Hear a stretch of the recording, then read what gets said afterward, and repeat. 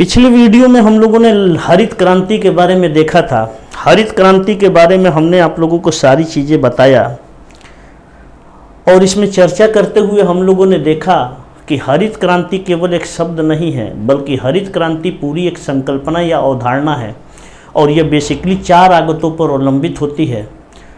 हम लोगों ने यह भी देखा कि हरित क्रांति पूरी तरीके से विदेशी शब्द था और विदेशी संकल्पना थी, लेकिन भारत में लाकर हम लोगों ने इसका देशीकरण किया और देशीकरण करने के बाद हम लोग इसको अपने देश में सफल बनाते हैं। तो हरित क्रांति का मुख्य उद्देश्य था कृषि उत्पादकता में वृद्धि करना और खाद्यान्न उत्पादन में आत्मनिर्भरता को प्राप्त करना। निश्चित तौर पर हम लोग हरित क्रांति के माध्यम से इन उद्देश्यों को प्राप्त करने में सफल रहते हैं। लेकिन हरित क्रांति की आलोचना न की जाए ऐसा नहीं है। भारत में कुछ समय गुजरने के बाद 80 के दशक से अर्थशास्त्रियों का एक वर्ग ऐसा आता है जो हरित क्रांति की कमियों को सामने प्रस्तुत करता है और उसकी एक तरह से निंदा करता है, और निंदा करते हुए एक नए मार्ग की उसमें व्याख्या की जाती है कि अगर हरित क्रांति का विविधीकरण किया जाए तो निश्चित तौर पर हमें इस क्षेत्र में या कृषि क्षेत्र में और अधिक कहीं सफलता मिल सकती है और हम कृषिगत पदार्थों का एक बड़ा निर्यातक के रूप में दुनिया के सामने उभर सकते हैं।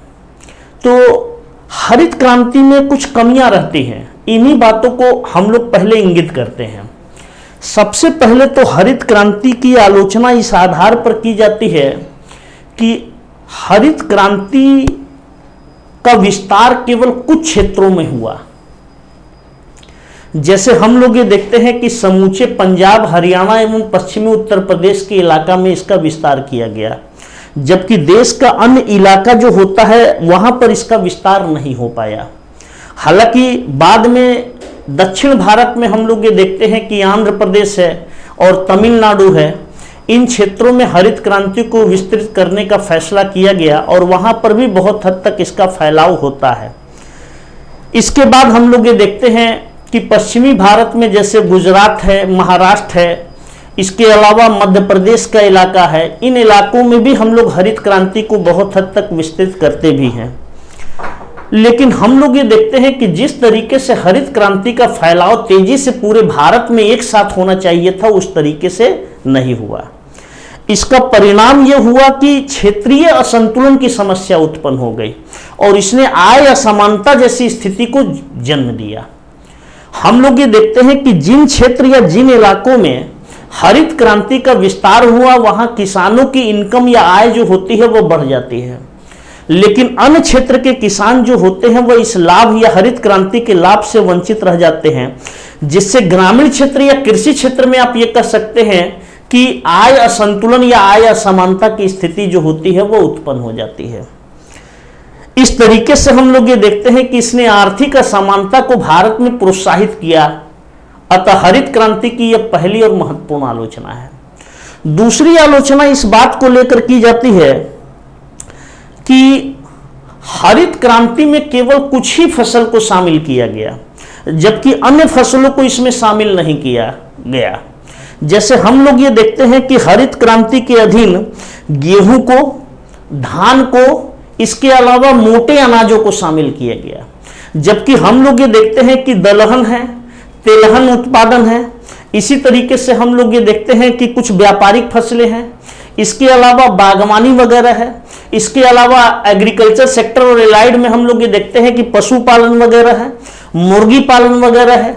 हम लोग ये देखते हैं कि इस क्षेत्र के दायरे से क्या होते हैं, बाहर रह जाते हैं। इस तरीके से हम लोग ये देखते हैं कि देश में फसल असंतुलन की समस्या भी उत्पन्न होती है। अतः इस आधार पर यह देखा गया कि बाद में भारत में अलग अलग अनेक क्रांति चला दी गई ताकि देश में किसी तरीके से कृषि उत्पादकता में वृद्धि हो सके। जैसे दलहन उत्पादन करने के लिए पल्स मिशन हम लोगों ने चला दिया, इसके अलावा तिलहन उत्पादन को बढ़ाने के लिए हमने पीली क्रांति चला दिया, इसके अलावा हमने तमाम क्रांति, गुलाबी क्रांति, काली क्रांति, नीली क्रांति, हर क्रांति हमने अलग अलग चला दिया। अब अलग अलग क्रांति चलाने का क्या मतलब था? इन सभी क्रांतियों को, इन सभी चीजों को एक ही में समेटकर हम शुरू कर सकते थे। इसलिए बाद के अर्थशास्त्री जो होते हैं वो कहते हैं कि भारत को अलग अलग क्रांति की आवश्यकता नहीं है, बल्कि इसके लिए इंटीग्रेटेड प्रयास करना चाहिए, एक समन्वित प्रयास होना चाहिए। और अब देश को इस समय जो जरूरत है वो है सप्तरंगी क्रांति शुरू करने की, रेनबो रिवॉल्यूशन को शुरू करने की है। यानी सभी क्रांतियों को आपस में मर्ज करके एक इंटीग्रेटेड रिवॉल्यूशन को देश में शुरू किया जाए और उसे रेनबो रिवॉल्यूशन का नाम दिया जाए। आप जानते हैं कि अलग अलग क्रांतियों के लिए अलग अलग नाम दिया गया। जैसे हम लोग ये देखते हैं कि श्वेत क्रांति शुरू कर दिया दूध उत्पादन को बढ़ाने के लिए। इसी तरीके से हम लोग ये देखते हैं कि भूरी क्रांति शुरू कर दी गई यूरिया को बढ़ाने के लिए। इसी तरीके से नीली क्रांति शुरू कर दी गई, हम लोग ये देखते हैं कि मछली उत्पादन को बढ़ाने के लिए। इसी तरीके से गुलाबी क्रांति शुरू कर दी गई, पिंक रिवॉल्यूशन शुरू कर दी गई झींगा उत्पादन को बढ़ाने के लिए। इसी तरीके से सिल्वर क्रांति शुरू कर दी गई रेशम उत्पादन को बढ़ाने के लिए। यानी कहने का मतलब यह है कि अलग अलग क्षेत्रों में हमने अलग अलग क्रांति शुरू कर दिया। डीजल उत्पादन को शुरू करने के लिए हमने काली क्रांति शुरू कर दिया। अब हमें जरूरत इस बात की हो गई भारत में कि इन सभी क्रांतियों को किसी तरीके से इंटीग्रेटेड किया जाए और इंटीग्रेटेड करके एक रेनबो रिवॉल्यूशन शुरू किया जाए। तो इस तरीके से हम लोग ये देखते हैं कि ये एक महत्वपूर्ण आलोचना हरित क्रांति की रही कि हरित क्रांति में केवल कुछ फसलों को शामिल किया गया, जबकि अन्य महत्वपूर्ण फसलों को हरित क्रांति से अलग रखा गया। इसके अलावा हम लोग ये देखते हैं कि हरित क्रांति की एक और समस्या यह है कि जब हरित क्रांति शुरू की गई तो इनको बीजों के लिए भारी मात्रा में जल का प्रयोग किया गया और भारी मात्रा में केमिकल फर्टिलाइजर का प्रयोग किया गया और कीटनाशक दवा का भी प्रयोग किया गया। अब हम लोग ये देखते हैं कि जब उर्वरक का भारी मात्रा में प्रयोग किया गया तो धीरे धीरे भूमि अपनी उर्वरता खोने लगती है, क्योंकि भूमि में अम्लता या क्षार की मात्रा जो होती है वो अपने आप क्या होती है, बढ़ने लगती है। अगर ऐसी स्थिति होती है तो निश्चित रूप से भूमि जो होती है वो ऊसरता की ओर बढ़ने लगती है। इसके अलावा कहीं कहीं जल का इतना अधिक प्रयोग कर दिया गया कि भूमि विक्षालन की समस्या उत्पन्न होने लगी। यानी भूमि में जो जल अवशोषण करने की क्षमता थी, वाटर लॉजिंग की जो प्रॉब्लम थी, वो हमारे देश में क्रिएट होने लगी।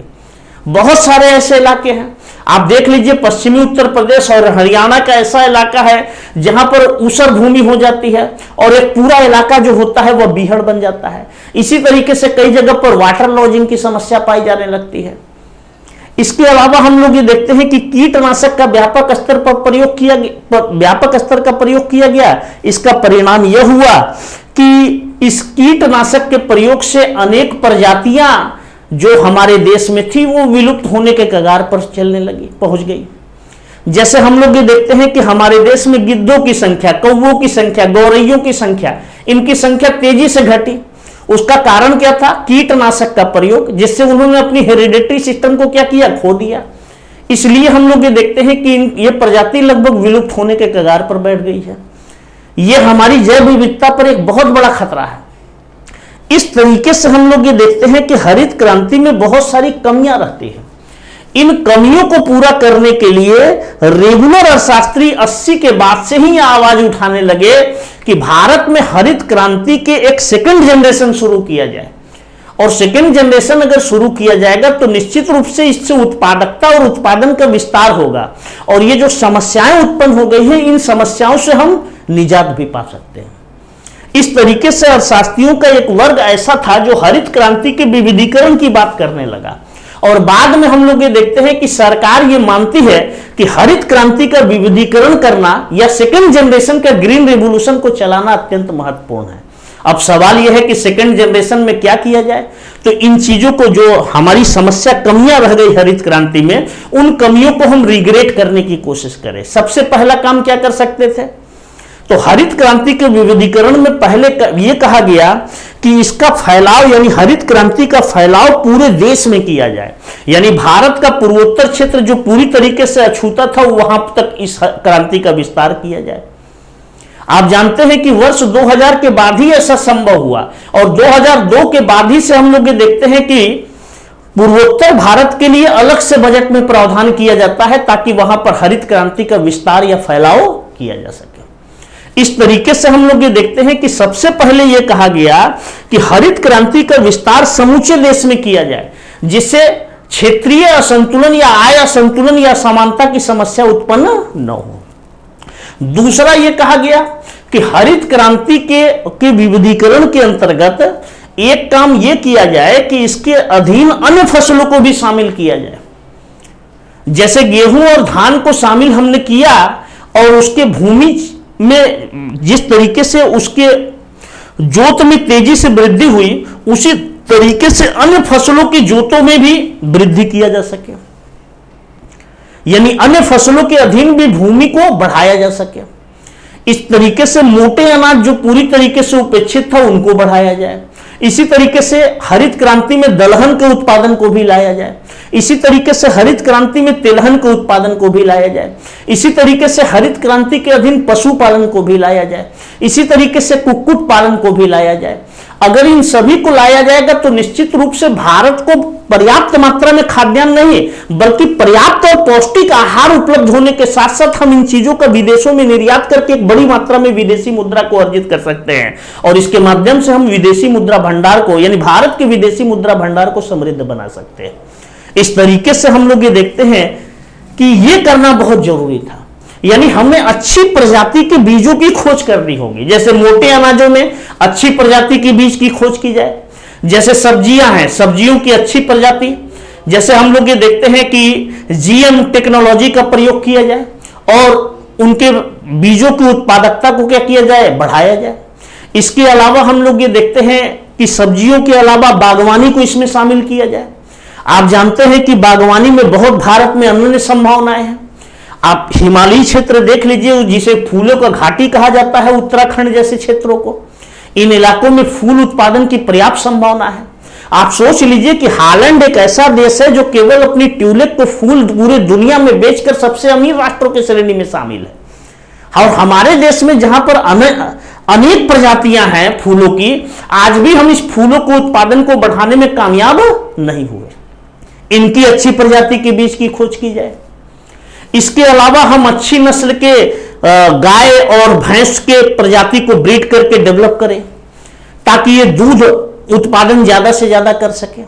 आप जानते हैं इसी तरीके से चिकन वगैरह यानी कुक्कुट पालन पर बल दिया जाए, जिससे कि अंडा उत्पादन को बढ़ाया जा सके, मीट उत्पादन को बढ़ाया जा सके। मीट की अनन्य संभावनाएं हैं दुनिया में, इसका भारी मात्रा में हम विदेशों में निर्यात करके बड़ी मात्रा में आय अर्जित कर सकते हैं। तो इस तरीके से हम लोग ये देखते हैं कि अगर अन्य चीजों को भी इसमें शामिल किया जाएगा तो निश्चित तौर पर उनकी भी उत्पादकता बढ़ जाएगी। इससे एक और हम लोग ये देखते हैं कि पर्याप्त मात्रा में खाद्य सुरक्षा में केवल मात्रा ही नहीं शामिल है बल्कि उसकी गुणवत्ता भी शामिल है। जो फूड ग्रेन सिक्योरिटी है उसमें खाद्यान्न की मात्रा के साथ साथ हम लोग ये देखते हैं कि उसमें गुणवत्ता भी होनी चाहिए, यानी प्रोटीन युक्त भोजन होनी चाहिए। और ये सब तभी संभव है जब हम हरित क्रांति के दायरे में इन सारी चीजों को ले आए। अगर हम ले आएंगे तो निश्चित तौर पर हम ये कह सकते हैं कि हमारे देश में पौष्टिक आहार उपलब्ध लोगों को उपलब्ध होने के साथ साथ पर्याप्त मात्रा में ये मिलेगी भी, और यहां से विदेशों में हम बड़ी मात्रा में वस्तुओं का निर्यात कर सकते हैं।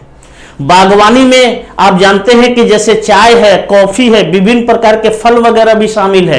इनकी भी उत्पादकता को हम बढ़ा सकते हैं, अच्छी प्रजाति के बीज खोज सकते हैं, और ये काम हमारे देश की जो अनुसंधान केंद्र है वो कर सकती है। इसमें आयकर और कृषि मंत्रालय के अनेक जो कार्मिक संगठन है वो हिस्सा लेती हैं।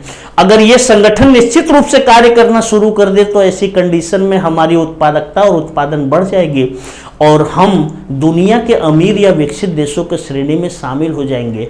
और इस श्रेणी में शामिल होने से हमें कोई रोक नहीं सकता, क्योंकि भारत में कृषि की अनन्य संभावनाएं हैं। जरूरत है इस क्षेत्र में कार्य करने की। तो इस तरीके से हम लोग ये देखते हैं कि ये कहा गया हरित क्रांति के विविधीकरण में कि इसके अधीन अन्य फसलों को भी लाया जाए। तीसरा हम लोग ये देखते हैं कि हम केमिकल फर्टिलाइजर और केमिकल इंसेक्टिसाइड्स का प्रयोग करते हैं। ये हमारे स्वास्थ्य पर या हमारे वातावरण पर प्रतिकूल दबाव बनाता है। इसके लिए जरूरत हमें यह है कि हम बायो फर्टिलाइजर का इस्तेमाल करें। इसी तरीके से हम लोग बायो एग्रीकल्चर सिस्टम को भी डेवलप कर सकते हैं। इन सिस्टम के डेवलपमेंट होने से हम लोग ये देखते हैं कि हमारे देश में जो केमिकल फर्टिलाइजर और केमिकल इंसेक्टिसाइड्स का खतरनाक असर है वो पर्यावरण पर हम रोक सकते हैं और मानव जीवन के अनुकूल उसे बना सकते हैं। इसके अलावा हम क्या कर सकते हैं, इरिगेशन फैसिलिटी में हम लोग ये देखते हैं कि जल को जब नालियों के माध्यम से ले जाते हैं तो एक तो जल बर्बाद भी होता है, दूसरा हम लोग ये देखते हैं कि भूमि में लवणता की मात्रा जो होती है वह भी बढ़ जाती है। ऐसी कंडीशन में हम ड्रिप इरिगेशन सिस्टम इत्यादि को डेवलप करें जिससे कि सीधे छिड़काव के माध्यम से फसलों तक हम पर्याप्त मात्रा में पानी को पहुंचा सके। ऐसा अगर हम करने में कामयाब हो जाएंगे तो निश्चित तौर पर हमारे देश में जो एक वाटर लेवल नीचे, ग्राउंड वाटर लेवल नीचे जा रही है वो भी रुक जाएगी। भूमि में हम लोग ये देखते हैं कि जो साल्ट की मात्रा बढ़ रही है वो भी रुक जाएगी और जो पानी की बर्बादी हो रही है वो भी क्या होगी, रुक जाएगी। तो इस तरीके से हम लोग ये देखते हैं कि अगर सरकार इस क्षेत्र में कार्य करे तो निश्चित रूप से हरित क्रांति को बेहतर दिशा प्रदान किया जा सकता है। आप जानते हैं कि हमारे देश में नई कृषि नीति 2000 की घोषणा की गई। नई कृषि नीति 2000 में 4% एग्रीकल्चर ग्रोथ या कृषि समृद्धि का लक्ष्य रखा जाता है और कृषि समृद्धि को लक्ष्य रखने के साथ साथ सरकार इन सभी उपायों की बात भी करती है और 10वीं पंचवर्षीय योजना, 11वीं पंचवर्षीय योजना और 12वीं पंचवर्षीय योजना के ड्राफ्ट में बहुत कुछ शामिल भी करती है, लेकिन इस पर अमल अगर देखा जाए तो बहुत कम किया गया, जिसका परिणाम है कि आज भी हमारे देश में जो सेकेंड जनरेशन ग्रीन रिवॉल्यूशन है वो अपने असर को दिखा नहीं पा रहा है। निश्चित तौर पर इसमें गंभीरता पूर्वक प्रयास करना होगा और गंभीरता पूर्वक अगर हम प्रयास करें तो हमें अग्रणीय देशों की श्रेणी में शामिल होने में समय नहीं लगेगा। हम आज बात करते हैं कि 2022 तक हम किसानों की आय को दुगना कर लेंगे। आप बताइए कि हमारी कुल कृषि योग्य भूमि का केवल ऐसा 32% हिस्सा है जहां पर हम 2 फसलों का उत्पादन करते हैं और केवल 8 से 9% हिस्सा ऐसा है जहां केवल 3 फसल का उत्पादन करते हैं। इसका मतलब है कि 50 से 60% भूमि का हिस्सा आज भी जहां पर हम एक ही फसल का उत्पादन करते हैं। अगर हम ग्रामीण क्षेत्र में आधारभूत सुविधा को स्थापित कर सकें तो निश्चित तौर पर इन आधारभूत सुविधाओं के माध्यम से हम अपने देश में 3 फसलों का उत्पादन एक करने लगेंगे। अच्छी वैरायटी की सीड्स का हम प्रयोग करेंगे तो निश्चित है कि कृषि उत्पादन अपने आप बढ़ेगी और जो सेकेंड जनरेशन ग्रीन रेवोल्यूशन होगा वो अपने आप कामयाब होगा और हमारे कृषकों की आय को दुगुना नहीं बल्कि हम 3 गुना 4 गुना 5 गुना कर सकते हैं और कृषि क्षेत्र में या कृषि कर्म में लोगों की रुचि बढ़ जाएगी और इसमें बड़ी मात्रा में प्राइवेट इन्वेस्टमेंट जो होगा वो प्रमोट होने लगेगा। फिर गवर्नमेंट इन्वेस्टमेंट की बहुत आवश्यकता नहीं होगी केवल इंफ्रास्ट्रक्चर को छोड़कर। आप जानते हैं कि भारत में ग्रामीण क्षेत्र में इंफ्रास्ट्रक्चर फैसिलिटी को डेवलप करने के लिए 1997 में ही रीड कार्यक्रम शुरू किया गया। रीड में हम लोग ये देखते हैं कि सरकार हर वर्ष धन का आवंटन भी करती है, लेकिन मुसीबत की बात यहां पर यह है कि कभी भी कैग की रिपोर्ट अगर देखेंगे तो कभी भी 60 से 70% से अधिक फंड वहां पर इस्तेमाल नहीं किया जा पाता। इससे पता चलता है कि हमारे देश के ग्रामीण क्षेत्र में इंफ्रास्ट्रक्चर फैसिलिटी जिस ढंग की होनी चाहिए वो नहीं है। अब चूंकि ये जब नहीं है तो ऐसी कंडीशन में क्या प्राइवेट सेक्टर इन्वेस्टमेंट उसमें प्रमोट होगा? निश्चित तौर पे नहीं। अब गवर्नमेंट जितना इन्वेस्टमेंट कर देती है उसी पर एग्रीकल्चर सेक्टर का ग्रोथ टिका हुआ होता है और प्राइवेट सेक्टर के लोग इन्वेस्टमेंट अपेक्षाकृत कम ही करते हैं और जब तक ऑर्गेनाइज सेक्टर इस क्षेत्र में बड़ा निवेश नहीं करेगी तब तक हम लोग ये देखते हैं कि ग्रामीण क्षेत्र और ग्रामीण क्षेत्र के साथ साथ कृषि क्षेत्र का बेहतर उन्नति संभव नहीं है। यह तभी संभव है जब हम इसे लाभपूर्ण स्थिति में ले आए और इस पर ईमानदारी से काम करें। पॉलिसी हमारी नो डाउट बहुत अच्छी है लेकिन इस पर अमल करने की जरूरत है। यानी हरित क्रांति के अधीन विभिन्न फसलों को यानी सभी फसलों को भी शामिल किया जाए, इसी तरीके से लीव स्टॉक को भी इसमें शामिल कर लिया जाए। इसके अलावा हम लोग ये देखते हैं कि बायो फर्टिलाइजर, इसी तरीके से हम लोग ये देखते हैं कि ड्रिप इरिगेशन सिस्टम वगैरह को डेवलप किया जाए। इसी तरीके से बायो फर्टिलाइजर के साथ साथ बेहतर इरिगेशन फैसिलिटी उपलब्ध कराकर हम पर्यावरण के अनुकूल पारिस्थितिकी मित्र कृषि की ओर बढ़ सकते हैं। और हमारे देश के हर योजना के उद्देश्य पत्र में यह कहा गया है कि हम पारिस्थितिकी मित्र कृषि की ओर बढ़ेंगे, और यह तभी संभव होगा जब हम इस पर अमल करेंगे। तो इस तरीके से हरित क्रांति की विस्तार समूचे देश में किया जाए। एक चीज, हरित क्रांति के अधीन सारे फसलों को शामिल किया जाए। इसके अलावा हरित क्रांति के अधीन हम लोग जो केमिकल का प्रयोग बड़े व्यापक स्तर पर कर रहे हैं उसे बायो रूप में बदले, यानी जैव उर्वरक का प्रयोग करें, जैव कीटनाशक का प्रयोग करें। निश्चित तौर पर यह हमारे पर्यावरण के काफी अनुकूल होगी। तो इसकी जरूरत है, और इससे हमारे किसानों की आमदनी बढ़ेगी, वो प्रमोट होंगे, प्राइवेट इन्वेस्टमेंट प्रमोट होगा, और निश्चित रूप से ग्रामीण क्षेत्र फिर से आत्मनिर्भर बन जाएगी, जो निश्चित तौर पर 200 साल बाद ये माना जाएगा कि फिर से ग्रामीण क्षेत्र भारत की आत्मनिर्भरता की ओर बढ़ेगी। और ये जो पलायन करने की सिस्टम है और ये बेरोजगारी और गरीबी की समस्या है, ये भी धीरे धीरे अपने देश में क्या होने लगेगी, कम होने लगेगी। इस तरीके से एग्रीकल्चर सेक्टर भारत का एक रीढ़ है। अगर इस रीढ़ पर बेहतर ढंग से फोकस किया जाए तो ये इतनी मजबूत होगी कि देश की प्रमुख समस्याओं को, यानी देश के ढांचा को बदलने में यह अग्रणीय भूमिका निभा सकती है। इस पर जरूरत है केवल काम करने की, और ईमानदारी से अगर काम किया जाए तो निश्चित तौर पर हम आगे बढ़ सकते हैं। तो एक चीज तो यह तय हो गया कि ग्रीन रिवॉल्यूशन में और क्रॉप्स को क्या किया जाए, शामिल किया जाए। अदर क्रॉप्स को हम क्या करें, शामिल करें, एक चीज।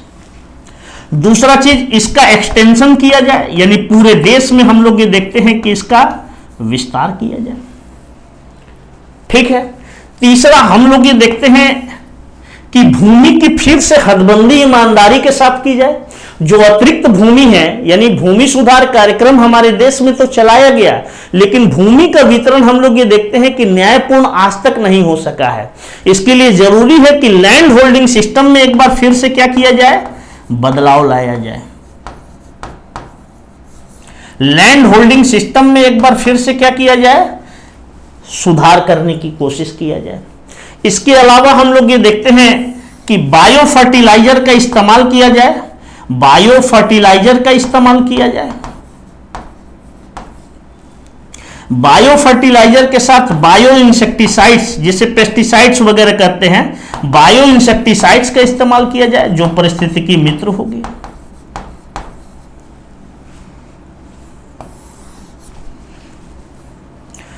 इसके अलावा ड्रिप इरिगेशन सिस्टम को शुरू किया जाए, ड्रिप इरिगेशन सिस्टम को शुरू किया जाए।